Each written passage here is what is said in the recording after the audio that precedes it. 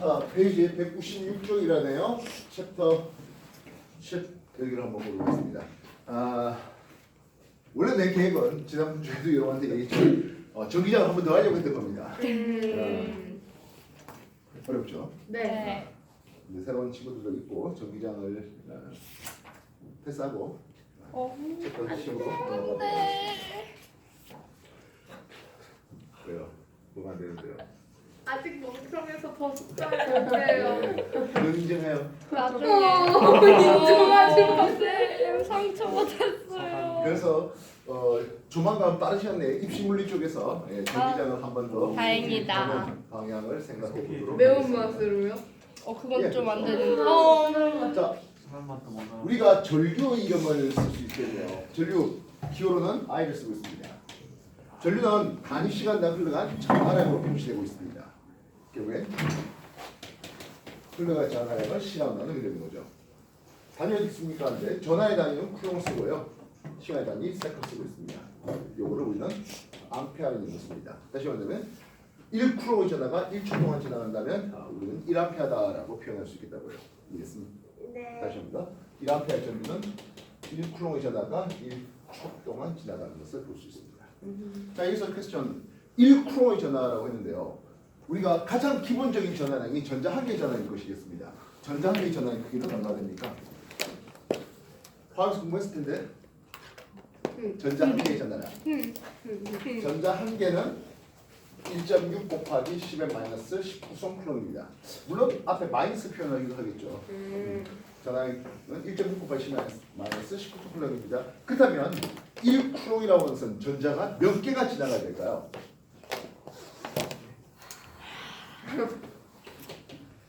네, 6.25 곱하기 10의 18승계의 전자가 1초 동안 지나간다면 우리는 이것을 1암페어라고 정의해낼 수 있겠습니다. 6.25 곱하기 10의 18승과 1.6 곱하기 10의 마이너스 19승 곱하면 1쿨롱 될 수 있겠죠? 이해됐습니까? 네. 지금까지 한 거 정리해 주십시오.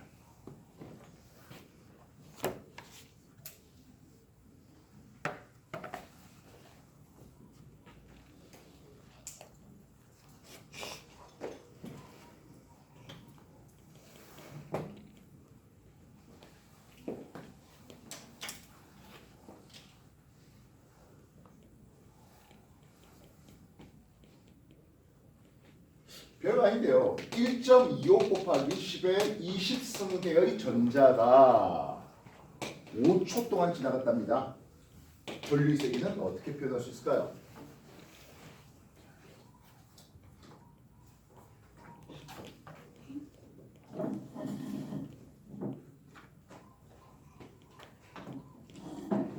뭐 암산이 되시는 분들이 있으세요? 전류는 시간당 흘러간 전하를 표현할 수 있습니다. 전자가 몇 개 지나갔대? 전자가 1.15 곱하기 10의 20승 개의 전자가 5초간 지나갔다. 이렇게 표현되고 있죠. 네. 우리가 전자 몇 개가 있어야 1쿨롱이가 있습니까? 6.25 곱하기 10의 18승 개의 전자가 있어야 1쿨롱이가 있습니다. 따라서 곱하기 1을 해볼게요. 전자 6.25 곱하기 10의 18승계와 1쿨롱은 서로 같은 값입니다. 이해됐습니까? 그래서 전자의 개수를 서로 상쇄시킬 수가 있겠죠. 이해됐습니까? 6.25하고 1.25 몇 배 차이 납니까? 5배 차이 납니다. 됐어요? 10의 18승과 10의 20승 때리면 10의 2승만 나네요. 되겠습니까? 결국엔 25분의 10의 2승이면 100 쿨롱 퍼 세커가 되겠고, 쿨롱 퍼 세커는 암페어라 쓰면 되겠고, 이거 산수계산은 3암페어네요. 근데 여러분들 화학에서 뭘 하면서 부피, 질량 이런 거 단위 환산 많이 했잖아요. 네. 네. 이거하고 모두가 달라. 똑같은 거 아니에요. 그렇구나. 그렇구나. 이런.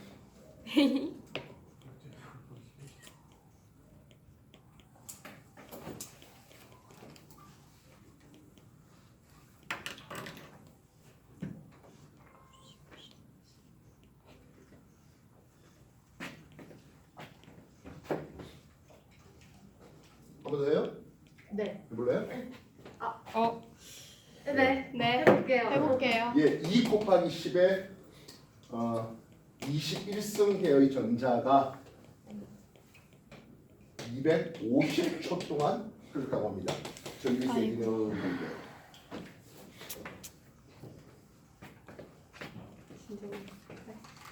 아무나 해봐.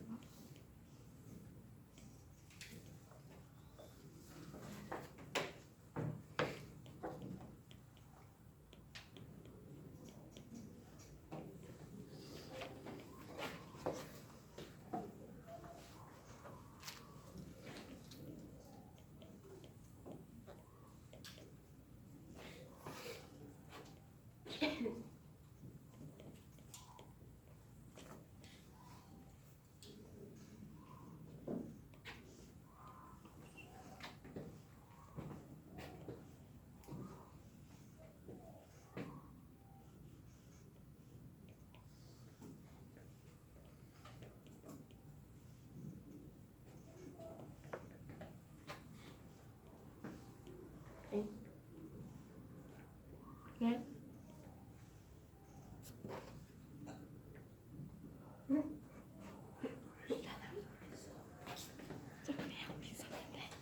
뭐 간단하잖아요. 250초 만에 2 네. 곱하기 10에 21승 계의 전자가 흘렀대요. 네. 전자는 6.25 곱하기 10에 18승 계면 1쿨럼입니다. 그래서 개개 지우고 뭐 220초분에 했으니까 네. 예. 요 단위 자체가 암페어라고 암페어. 쓰면 되겠죠. 이해됐습니까? 네. 아, 사주에서 좀 더럽네요, 그죠? 네. 내가 던져놓고도 참 그랬네요, 근데. 여기 곱하기 4하고 여기 곱하기 4 해볼까요? 네. 그럼 요거 1000이죠. 네. 네. 그러면 6.25가 있겠고 아, 여기는 저거 1.25가 아니라 2였구나. 틀렸네. 예, 2 곱하기 10에 아이고. 자, 요거 1.25인 줄 알았어. 10에 3승이니까 10에 8승만 10에 18승 남죠. 네. 예, 요것도 10에 18승 있으니까 이거 지우면 되는 거 아니에요? 네. 되겠어요? 네.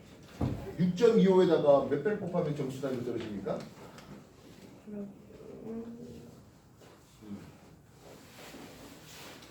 그냥 5분의 1 해볼까?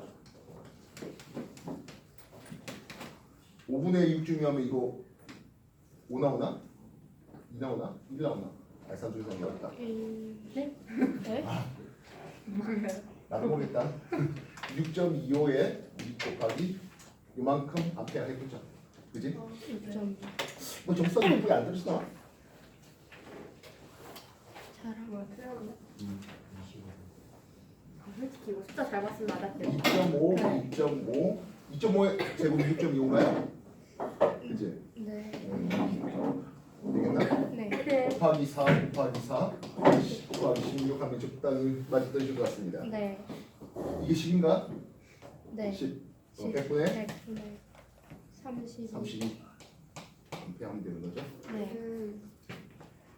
사주에서 좀 알아서 하세요. 그지?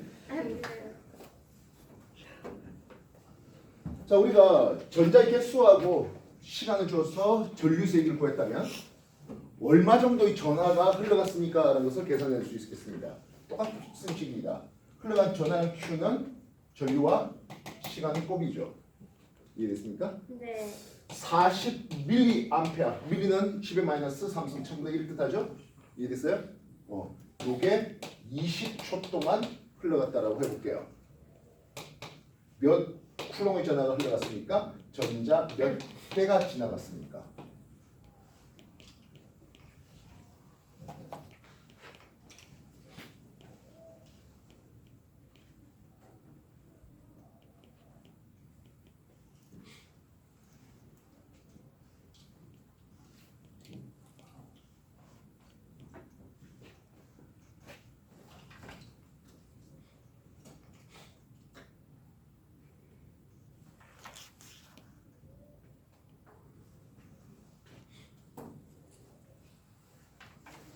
밀리라는 건 어차피 10의 마이너스 3승 1000분의 1을 뜻하고 있습니다. 그죠? 네. 40과 20이면 8행인가요?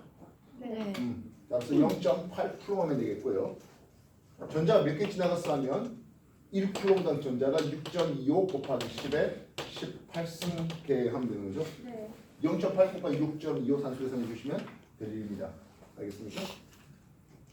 됐나요? 네.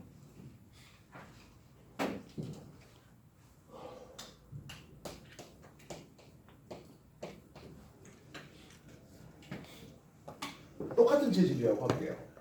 똑같은 재질. 여기서 이쪽으로 물이 흘러갑니다. 굵은 관과 가는 관이 있을 것이야. 이해했어?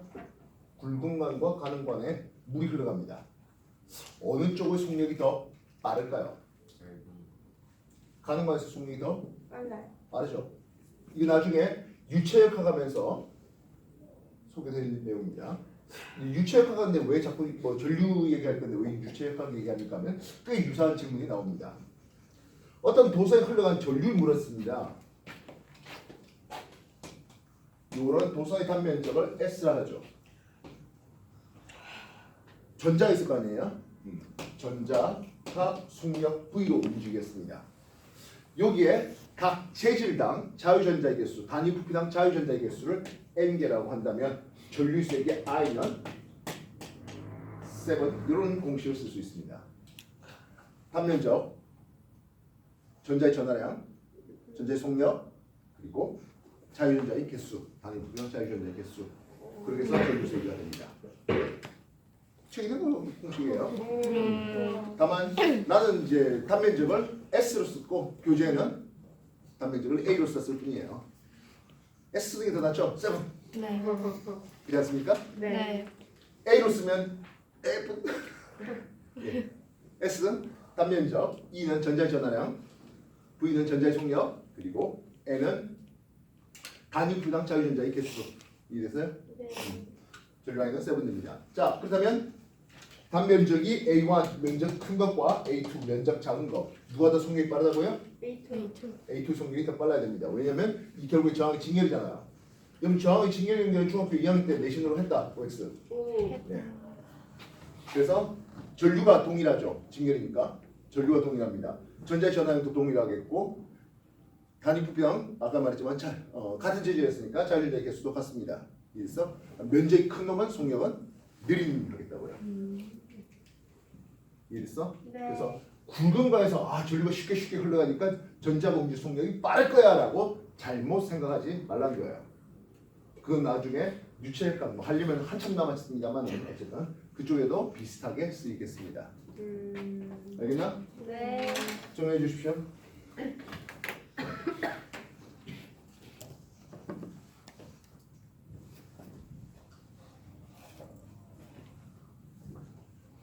페이지에 190, 이건 옛날 거라서 198페이지 되어 있죠.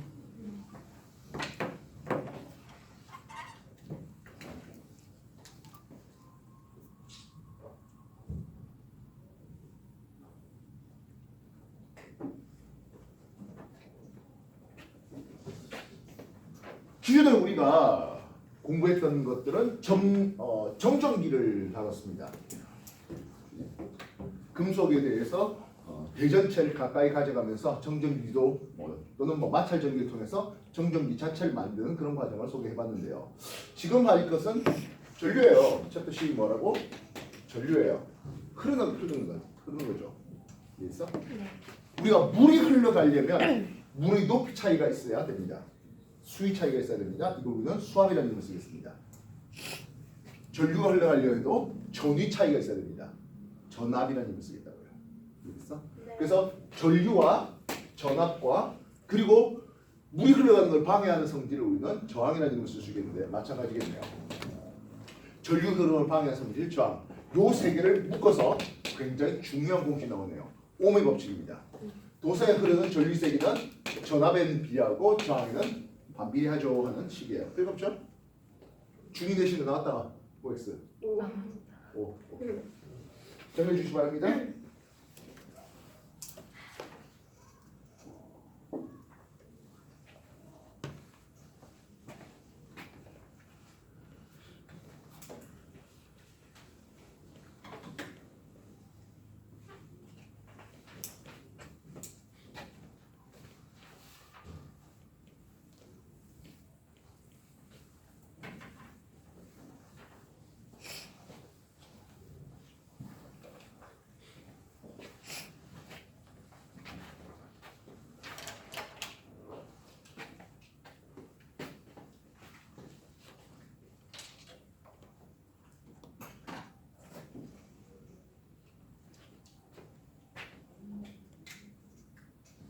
자, 우리가 저항 R이라고 하네요.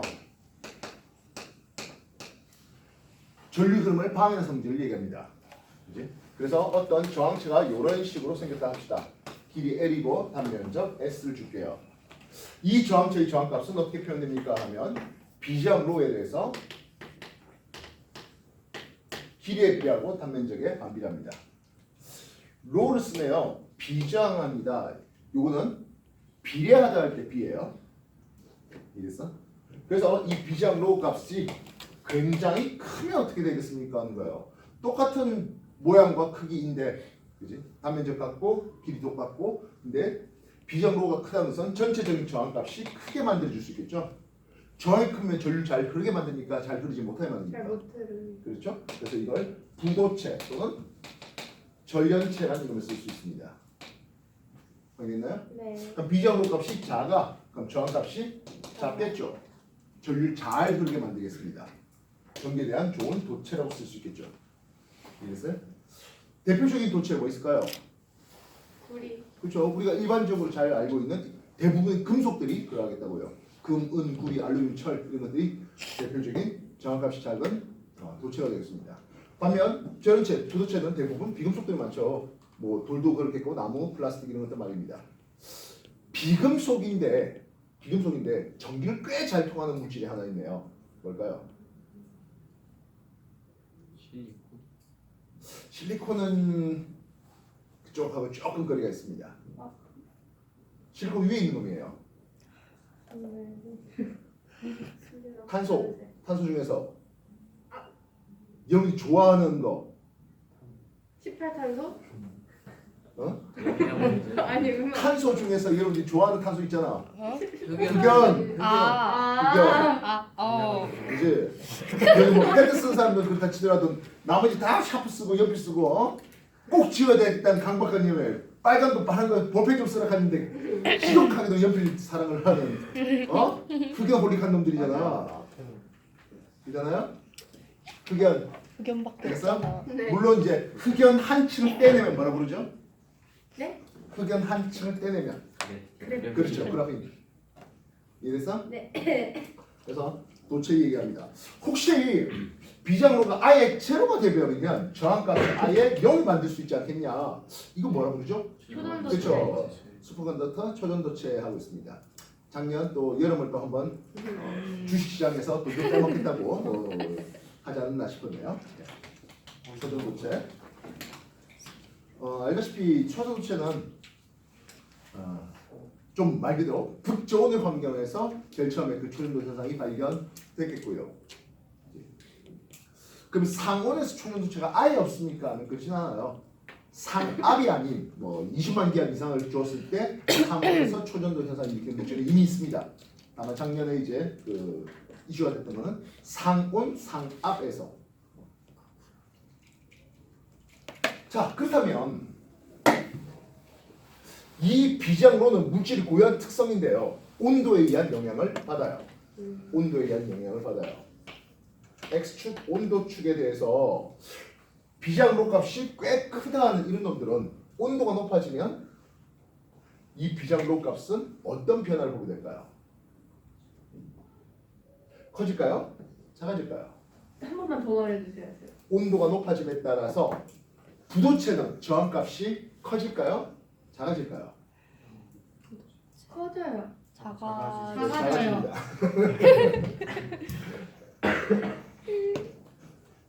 이해됐습니까? 네. 그래서 이거는 부도체의 그림이 됩니다. 뭐 반도체의 그림도 뭐 이런 식으로 얘기될 수 있습니다. 되게 있어. 그럼 도체는 어떤 그림이 나올까요?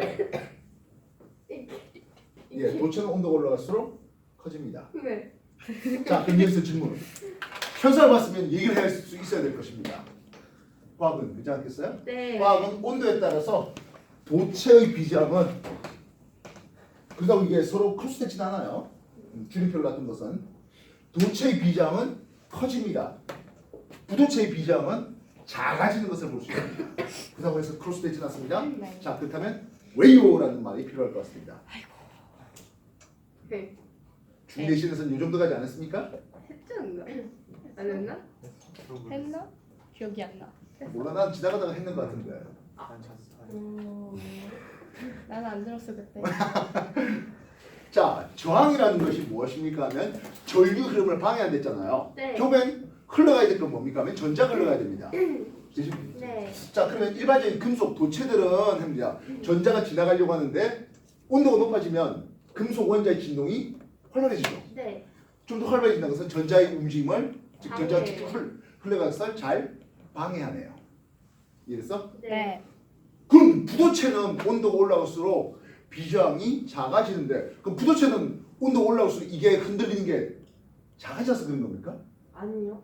아니죠. 흔들리는 것 정도, 즉 온도가 높아짐에 따라서 원자들의 진동이 심해지는 건 도체든 부도체는 다 똑같습니다. 그런데도 불구하고 왜 부도체는 온도가 올라서 비저항이 작아질까요?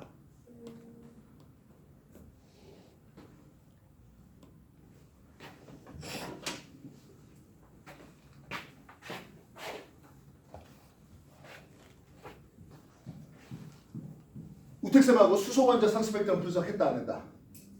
했어요? 그럼 원자 한 개가 있을 때 수소 원자 상스펙트럼 배운 적이 없어요? 우택쌤하고? 했대요. 원자 한 개가 있을 때 에너지 준위는 이런 그림이 그려진 걸 보았을 겁니다. 여기까지는 배웠지? 네. 네. 그렇다면 원자 두 개가 있을 때는 어떨까요?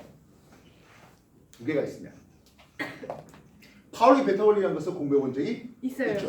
네.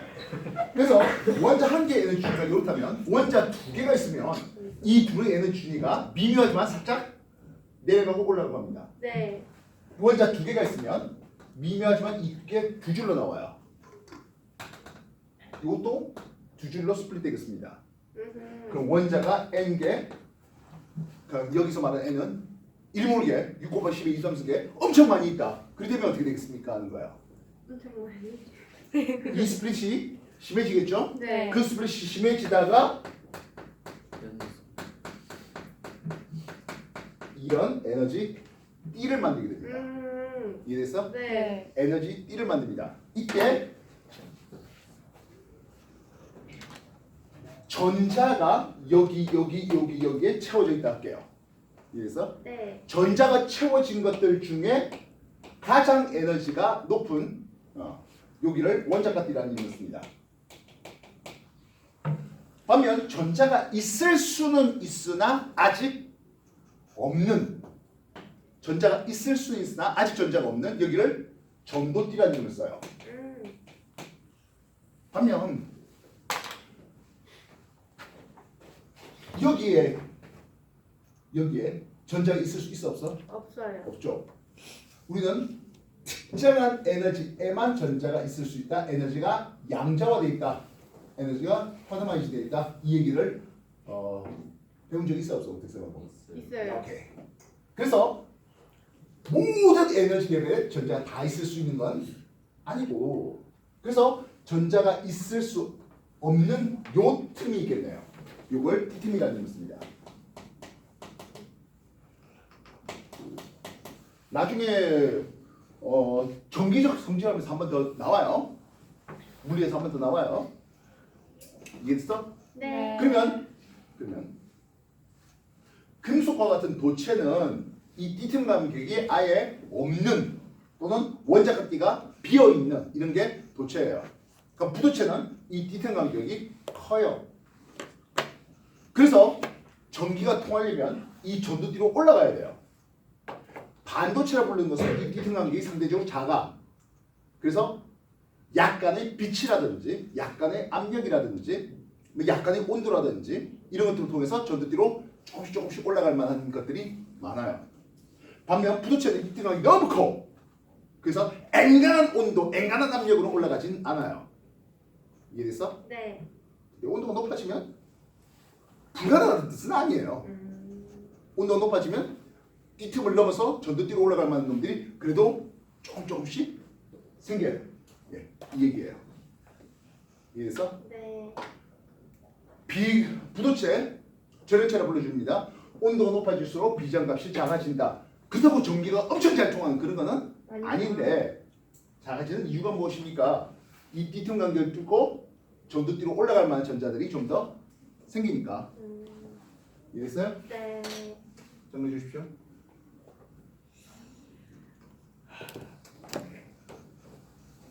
어색해. 그치? 2학년 때. 근데 뭔가 삐층으로? 나중에 언제나 한번 더 나올 내용이에요. 아, 저쪽에 그래 나 없을 때 했다니까. 다행이야. 반면 초전도체는 이런 그림이 나와요. 비장로가 아예 모든 온도에서 다 되는 건 아니고요. 비장로가 제로가 되는 온도가 있네요. 이걸 우리는 임계 온도라는 얘기를 씁니다. 임계 온도보다 낮았을 때 우리는 초전도 현상을 보게 되어 있고, 임계 온도가 높아지면 초전도 현상은 터지게 됩니다. 특히 초전도체는 이제 자석에 대해서 우리가 이건 물질의 전기의 특성이고 자기의 특성을 물어볼 때가 있는데요. 자기의 특성으로서 초전도체의 아주 중요한 특징은 반자성체, 즉 주변 자기장을 밀어냅니다. 자석 위에 뜬다는 뜻으로 말씀의 효과라고 얘기할 수 있겠죠. 이해했어?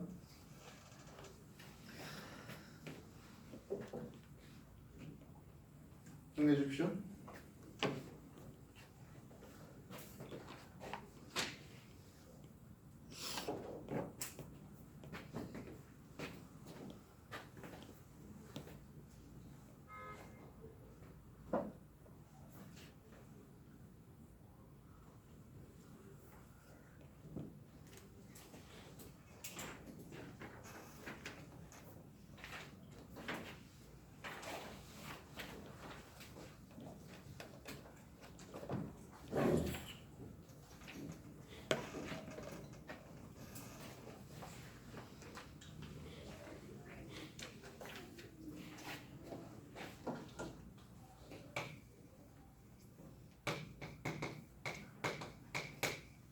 저항 R1, R2를 이렇게 얘기하면서 우리는 저항의 직렬이라고 부르고 있고요.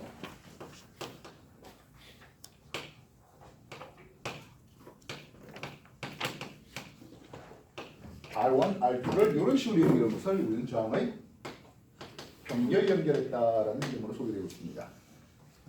합성 저항 구하는 거 중2 내신에 나왔다 안 나왔다? 했어요. 했죠? 했죠? 네. 잘 것 같은데요. 요거 놈이 2옴이고 요 놈이 4옴이래요 하겠습니다. 저항의 단위는 옴 쓰고 있고요. 요거 합성 저항 얼마 나옵니까?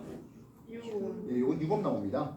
그래서 추가적으로 여기에 R3를 하나 더 매달면 R3가 하나 더 매달면 합이 6옴보다는 더 커요. 커지게 되겠죠. 알겠습니까? 네. 반면 요 놈의 저항을 3옴이라 할게요. 요 놈의 저항을 6옴이라 할게요. 요 합성 저항 값은 어떻게 나옵니까? 예, 2옴입니다. 우리가 R 전체 저항의 역수는 R1분의 1 더하기 R2분의 1 이렇게 표현되고 있습니다. 설마 모르시는 분 없죠? 네. 이 공식이 기억이 안 난다. 괜찮습니다. 손 그럼 다시 설명해 줄 테니까. 다 기억나요? 예. 봅시다.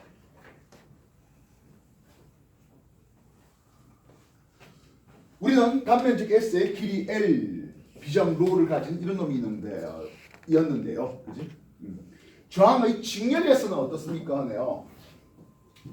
저항의 직렬은 단면적 S는 같고 L1과 L2의 길이가 다른 요 놈을 이렇게 연결한 거라고 볼 수 있죠. 이해됐습니까? 그럼 요 놈의 R1 값은 비정로의 단면적 S의 길이 L1 되겠고요. R2는 비정로의 단면적 S 길이 L2가 됩니다.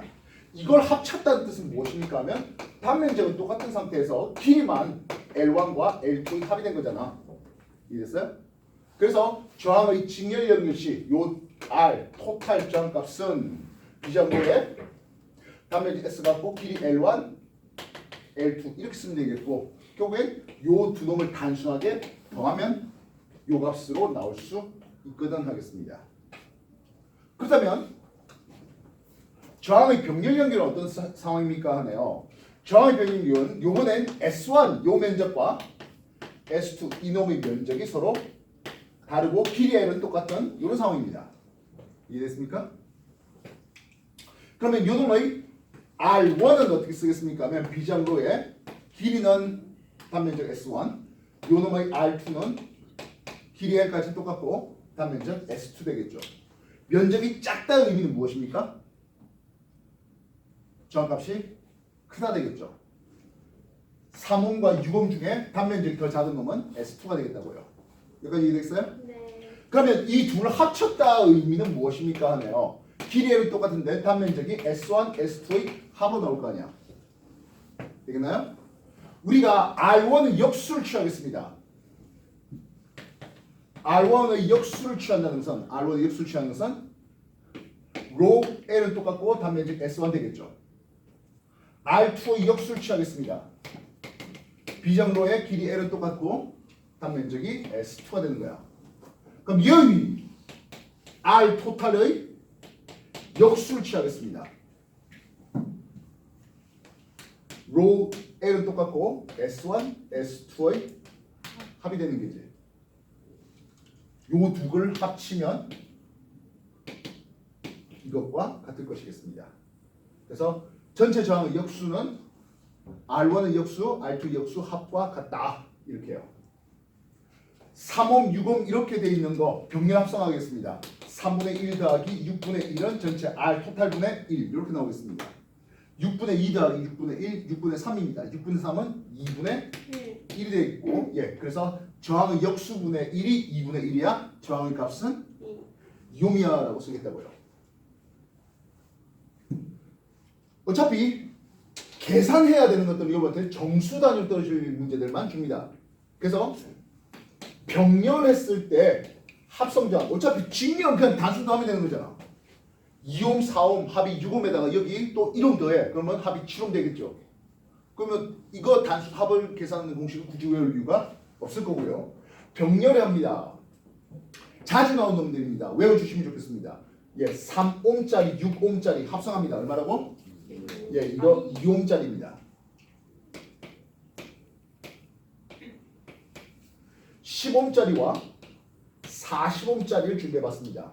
10분의 1 더하기 40분의 1, 40분의 4 더하기 40분의 1, 40분의 5가 되고 8분의 1이죠? 예, 이놈은 8옴짜리입니다. 30옴짜리와 20옴짜리 준비해볼게요. 이거 합성하면 얼마 될까요?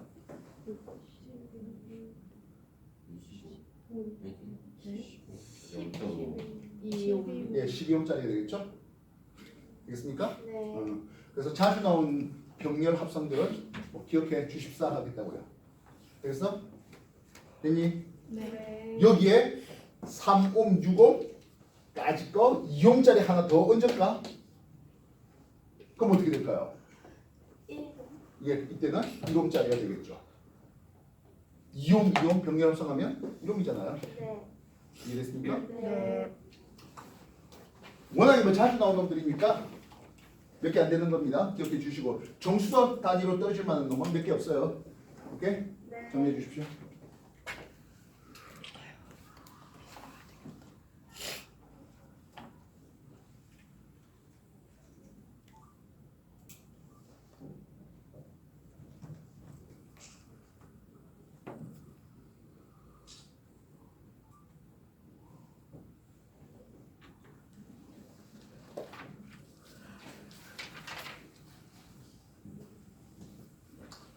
정기장 할 때보다 훨씬 쉽죠? 안 그래요? 맞아요. 아마 문제 발로 풀어도 되지 않을까 싶을 정도인데. 발로는 안 돼요. 중이 되실 때 다 했잖아. 그때 대신이 망해서. 잘하니까. 너도? 자, 오늘 한 거 다시 한번 정리해 봅시다. 어려운다. 도서의 흐름 전류색은 어떻게 표현되겠습니까? 하네요. 훌륭한 전화에는 시간 나눠주십시오. 했습니다. 네. 오의 법칙입니다. 전류 I는 R분의 V를 쓰고 있습니다. 저항 R이라고요. 비정로에 대해서 길이에 비례하고 단면적에 반비례합니다. 이때 저항의 직렬 연결 시에는 그냥 R 토탈 값은 R1, R2를 계속 더하면 됩니다. 단순합이죠. 네. 그래서 저항을 직렬하면 하면 할수록 전체 저항 값은 지속적으로 커집니다. 전체 저항이 지속적으로 커진다는 것은 전체 전류는 지속적으로 감소하겠다는 뜻이죠. 반면 저항이 병렬됩니다. R 토탈 분의 1은 R1분의 1 더하기 R2분의 1 이런 표현을 쓰겠고 그래서 다른 저항이 계속 들어오면 들어올수록 전체 합성 저항값은 계속 작아지게 됩니다.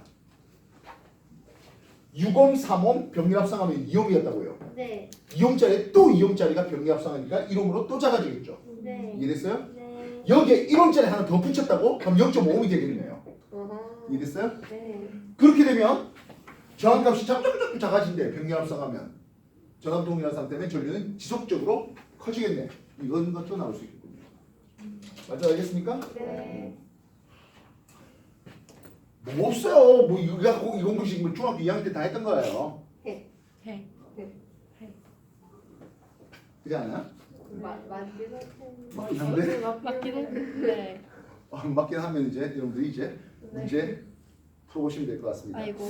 자, 조금 있다가 여러분 저항체에 전류가 흐르면은 열이 납니다. 뭐 일반적인 전기기구에 전류가 흐르면서 뭐 열이 나든지 빛이 나든지 뭐 또는 소리를 내든지 뭐 어떤 여러 가지 전기 에너지를 이용하게 되는데요. 그때 전기 에너지 소모에 대해서 우리는 전력이라는 이름을 쓰겠는데요. 전력이 아까 몇 페이지였지? 289였던 거 289쪽에 전기 에너지 이용 전력 여기에 대해서 나중에 한 번 더 소개가 될 날이 올 거예요. 그죠? 286이요. 286. 근데 그거 한번 간략하게 좀 이따가 소개하도록 하겠습니다. 알겠습니까? 네. 예, 지금까지 한 거 내용 정리해주고 그래봐야 이거밖에 없습니다. 맞잖아. 우리 뭐 배웠어? 이거밖에 배우면 맞긴 왜? 한데. 전기력 다시 할까? 아니요. 근데 해야 되긴 네. 해요. 그 전기장 했던 것보다 훨씬 간단할 겁니다. 네. 자, 개념 다지기, 유형 익히기, 실력 파트는 창의력 파트는 빼십시오. 알겠습니까? 네. 창의력 파트는 빼고 실력 파트 그렇게 순서대로 나가면 되겠습니다. 중간중간에 질문할 시간들 가질 테니까 최대한 빨리빨리 풀어볼 수 있고 채점할 수 있도록 알겠나? 네. 스타트.